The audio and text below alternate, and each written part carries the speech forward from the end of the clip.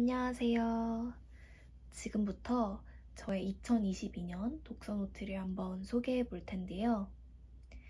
이 노트는 로이턴 미디움 사이즈 파우더 핑크 컬러이고 안에 내지는 도트 형식으로 되어 있습니다. 표지는 제가 이렇게 스티커를 붙여서 따로 꾸몄고요. 여기는 제가 직접 만든 키링을 한번 달아보았습니다. 그럼 함께 보실까요?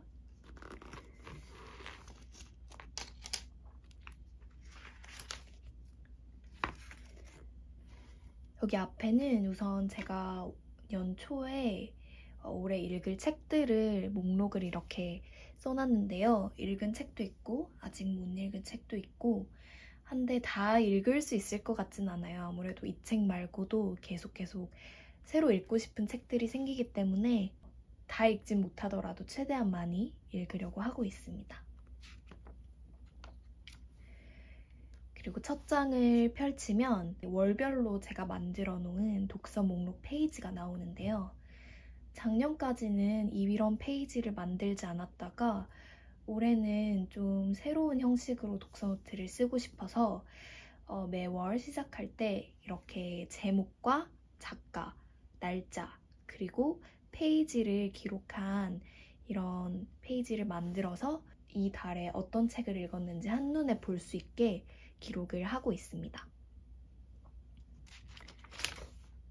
제가 올해 처음으로 읽은 책은 매들린 밀러 작가의 아킬레우스의 노래입니다. 제가 작년에 이 작가의 키르케라는 소설을 정말 재밌게 읽었는데요. 그래서 이 아킬레우스의 노래도 읽어야지 벼르고 있다가 올해 첫 책으로 읽었습니다. 이 책 역시 너무 재밌게 읽었고 여기 맨 처음에는 저의 감상을 쓰고 그 밑에는 아무래도 신화 속의 이야기를 새로 쓰는 소설이다 보니 인물들의 이름이 어려워서 인물 관계도를 써놨고요. 그 다음으로는 제가 좋아하는 장면이나 마음에 드는 문장들을 필사를 했습니다.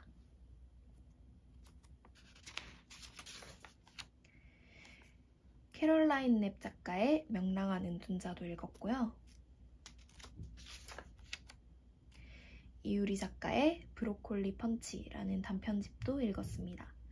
정말 재밌게 읽었고 저는 표제작인 브로콜리 펀치, 그리고 손톱 그림자, 마지막으로 이구아나와 나 이렇게 세 작품을 가장 인상 깊게 읽었어요.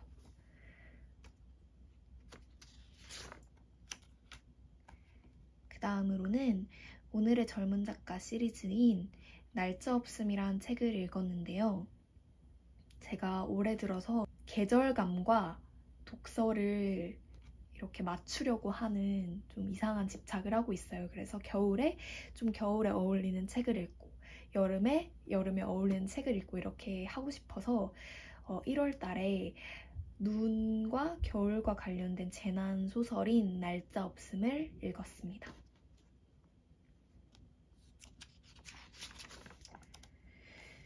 그 다음으로는 강지혜 시인님의 에세이인 오늘의 섬을 시작합니다를 읽었어요. 이 책 읽어보신 분들은 아시겠지만 강지혜 시인님이 제주도에 정착을 하는 과정을 담은 에세이라서 저도 제주 여행을 하면서 읽었는데 정말 좋은 선택이었습니다. 그리고 시인님의 시도 수록이 되어 있어요. 그 중에서 검은 모래전이라는 시가 좋아서 여기에 전문을 필사를 했습니다. 그리고 조예은 작가님의 뉴 서울파크 젤리장수 대학살이라는 소설도 제주 여행을 하면서 읽었고요. 그 다음 실비아 플라스의 벨자라는 소설을 읽었습니다. 이 소설을 읽게 된 계기는 제가 실비아 플라스의 시만 좀 알고 있었어요. 그런데 이 책은 실비아 플라스가 유일하게 남긴 소설인데 언젠간 읽어봐야지 하고 생각을 하고 있다가 이 문장을 보게 되었어요. 이 구절을 보게 되었는데 굉장히 지금 제가 느끼는 감정과 좀 비슷해서 너무 공감이 되어서 지금 당장 바로 읽어야겠다 생각을 해서 읽게 되었는데 한번 읽어드릴게요. 내 인생이 소설에 나오는 초록빛 무화과 나무처럼 가지를 뻗는 장면이 연상되었다. 가지 끝마다 매달린 탐스러운 무화과 같은 멋진 미래가 손짓하고 윙크를 보냈다. 어떤 무화과는 남편과 행복한 가정과 아이들이었고, 어떤 것은 유명한 시인이었고, 또 어떤 것은 뛰어난 교수였다. 훌륭한 편집자라는 무화과도 있었고, 유럽과 아프리카와 남미인 무화과도 있었다. 어떤 것은 콘스탄틴, 소크라테스, 아틸라 등 이상한 이름과 엉뚱한 직업을 가진 연인이었다. 올림픽 여자 조정 챔피언인 무화과도 있었고, 이런 것들 위에는 내가 이해 못하는 무화과가 더 많이 있었다. 무화과 나무의 갈라진 자리에 앉아 어느 열매를 딸지 정하지 못해서 배를 골는 내가 보였다. 열매를 몽땅 따고 싶었다. 하나만 고르는 것은 나머지 모두를 잃는다는 뜻이었다. 결정을 못하고 그렇게 앉아있는 사이 무화과는 쪼글쪼글 검게 변하더니 하나씩 땅에 떨어지기 시작했다. 라는 부분인데 뭔가 미래에 대한 고민을 하고 있는 저에게 딱 공감이 되는 구절이어서 이 책을 읽었습니다. 그 다음은 마이너 필링스라는 에세이를 읽었는데요. 이 책도 굉장히 많은 호평을 들었던 책이라서 기대를 많이 했는데 기대 이상이었습니다. 이 책은 한국계 미국인인 작가가 자신이 미국에서 살면서 겪는 어떤 인종차별에 관한 이야기를 주로 다루고 있어요. 근데 단순히 인종으로 인한 차별뿐만 아니라 여성으로서의 정체성, 예술가로서의 정체성 이런 걸 모두 다루고 있어서 정말 이 책을 읽고 난 후에 뭔가 복합적인 독서 경험을 했다라고 느낄 수 있었고 최대한 많은 분들이 읽어보셨으면 하는 에세이입니다. 이렇게 많이 4페이지나 필사를 했고요. 그 다음으로는 실격당한 자들을 위한 변론, 김원영 변호사가 쓰신 책인데 이 책은 아시는 분들도 계시겠지만 1월에 김영하 북클럽의 선정도서였어요.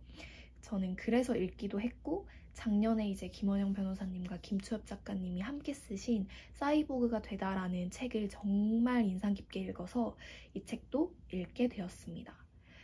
최근 장애인 이동권 관련 이슈가 많이 화제가 되고 언론에 나오고 있는데 이 책을 또 많은 분들이 읽어보셨으면 좋겠어요. 장애학, 장애인의 인권에 관해서는 제가 잘 모르는 부분이었는데 작년에 사이보그가 되다와 올해 이 책을 읽으면서 조금이나마 좀 알게 된 부분이 많았고 내가 너무나 지금까지 안일하게 살아왔구나. 비장애인으로서 이런 걸 많이 깨닫게 된 책이었습니다.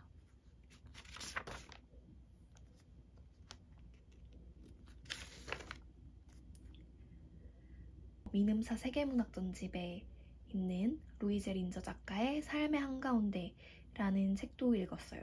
이 책 역시 이제 벨자처럼 딱 한 문장으로 인해서 읽게 된 책인데 그 문장을 또 읽어드릴게요.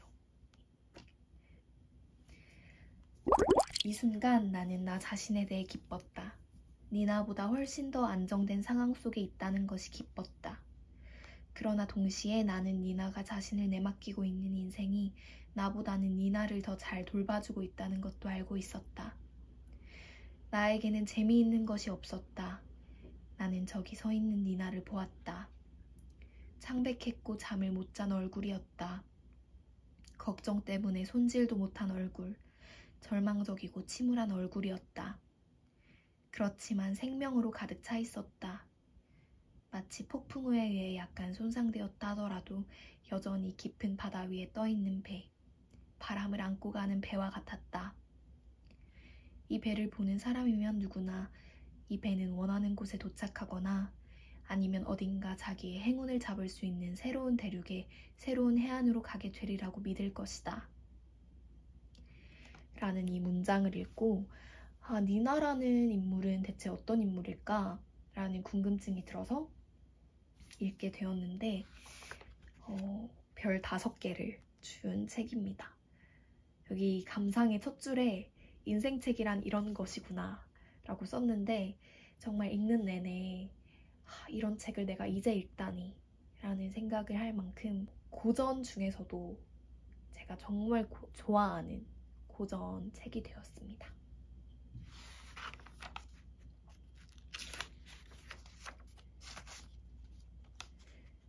그 다음으로는 배수아 작가님의 뱀과 물이라는 책을 읽었습니다. 단편집이고요. 작년에 멀리 있다 우르는 늦을 것이다 라는 소설로 배수아 작가님을 처음 접하고 굉장히 새로웠어요. 약간 배수아 작가님의 소설은 문장이 나한테 마법을 거는 느낌? 문장에 홀리는 느낌? 홀린 듯이 읽게 되는데 뱀과 물 역시 마찬가지였습니다. 그리고 개인적으로 소설도 좋았지만 뒤에 실린 강지희 평론가님의 해설도 굉장히 좋아서 이렇게 해설에서도 필사를 했습니다. 그 다음으로는 조혜진 작가님의 단순한 진심을 읽었습니다. 이 책도 너무너무 좋았어요. 제가 책을 읽으면서 잘 우는 편은 아닌데 이 책을 읽으면서 살짝 눈물을 흘렸던 그런 소설이고, 그리고 이 책은 이름이 굉장히 중요한 소재예요. 주인공이 자신의 이름의 뜻을 찾아 떠나는 여행이기 때문에 이름이 굉장히 중요하고, 그래서 각 지역의 이름, 뭐 예를 들어 이태원 이런 지역들의 이름에 대해서도 나오는데 제가 개인적으로 그런 지명에도 관심이 많거든요. 그래서 더 재밌게 읽었던 그런 소설입니다. 1월의 마지막으로 읽은 책은 아침달에서 나온 시 에세이 앤솔로지 사랑에 대답하는 시입니다. 시 에세이 앤솔로지라는 소개에서 알 수 있다시피 다양한 시인들께서 사랑에 대답하는 시, 말 그대로 사랑이라는 주제에 대해서 시와 짧은 에세이, 짧은 글을 모은 책인데 되게 좋았고, 제가 좋아하는 시인님들의 글이 많이 실려 있어서 가슴 벅차하면서 그렇게 읽었던 책입니다.